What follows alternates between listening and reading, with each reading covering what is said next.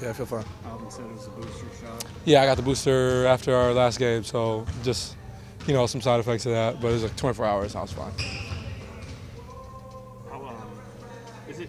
Has it get to a point where sometimes you almost don't want to believe in some of the little successes that you guys can have because you know what the other side looks like at times? Nah, obviously you don't want to get too high, don't want to get too low, right? But I think you got to, feel good about, the good games, and you should be pissed about the bad games. I think you got to take them with a grain of salt though, because the NBA you play, the next day for the most part, or 2 days, so you just got to get past it. But I think we're obviously feeling good about the, our last two performances, and now we're just, hoping to keep building on that. Along those lines, have you felt that you guys have worn the ups and downs well as a group, like where you guys kind of still keep things loose around each other, or are you guys dealing with it better right now?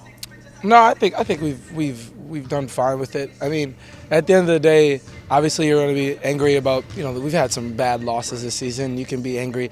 I always say, like, you be mad for the night, you sleep it off. Next morning, like, the NBA moves so fast, you don't have time to, like, whine about it. You can be angry and want to fix it in practice or whatever the case may be, but you don't have time to sulk because, one can quickly add to 9, you know what I'm saying?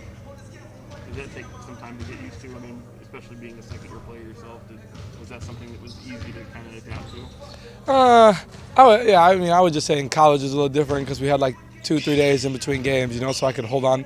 I held on to it more, which I would say is a positive and a negative at the same time, just because the best part about the NBA is being able to fix things so quick. You know what I'm saying? Like, you get an opportunity to redeem yourself so fast. Kai, as a second-year guy, how hard is it to find your voice and to make sure that, like, you're part of the group that's holding people accountable and you're being held accountable, but finding your voice as sort of a leader?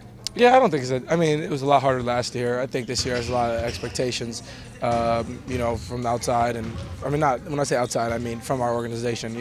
Within myself and what they expect of me, and it's just basketball at the end of the day. So I feel like it's not that difficult. Do you guys have a good voice behind the scenes where you guys are holding each other accountable? Yeah, I think so. I think we communicate so much more than last year. I think some of these veteran presences throughout the summer and throughout the start of the season have been really good for us, like Mo and TT and those guys coming in and kind of preaching those things. And I think we communicate and we do a lot more stuff off the court than we did last season. So that's always good. Obviously, it goes without saying that tomorrow you can't take any opponent lightly or anything like that. But we've talked about it before, and sometimes it appears as if sometimes you rise to the level of opposition. Yeah. How much is that of a concern kind of going into tomorrow night? It's just playing Sacramento Kings basketball, just taking care of us. I think the biggest thing Alvin has kind of preached, through our last 3-4 games is worrying about ourselves. Teams got to worry about us, so taking care of ourselves, making others adapt to us, you know what I'm saying? Like, play the Clippers, obviously they start big, and we weren't concerned with that. We were just preaching, all right, we're going to play fast and make them have to play, our style of basketball. So, we just got to keep handling ourselves, take care of ourselves, and everything will add up. We're seeing Marvin get more of an opportunity in the last couple of weeks after dealing with quite a bit over his first few years in the league. How's it feel to just see him get that opportunity and take advantage of it? Yeah, I'm excited for him. Me and Marvin have a great relationship, so just happy to see him be successful, play with that energy and that spark, and he brings that for us on a nightly basis. And he's still an animal on the offensive glass, on the defensive glass, and can really rebound the ball. And his energy, I think has sparked us. In the last 3 games he's played, I think he's played very well, and just keep building on it. He's a great teammate to have. So it's all worked so far. Was there any time that the night he didn't go into that game, didn't go in? Is there a word to describe just how that landed with the team? No, I can't really speak on that too much.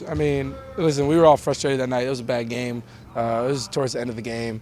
I didn't see it at the time. I guess I can't really speak on it. It's not my situation to speak on. But at the end of the day, like, he's still our teammate. He still goes out there and fights for us. So it's just we moved past that. We're here today. So we know he's still being a good teammate. How refreshing is it to have at least 3 or 4 days off for tomorrow night's game? It seemed like you guys in the last 2 or 3 weeks been playing like every other day. Yeah, no, it feels. It's weird to have this big of a gap. You know, obviously I was sick yesterday, but you know, that was the plan. If I did have side effects from the booster, that I'd be able to, you know, kind of take this time to have a break. So you know, at the end of the day, it's only one day that I had really a break until we had practice. So obviously it feels good, but now we're just getting back in the swing of things.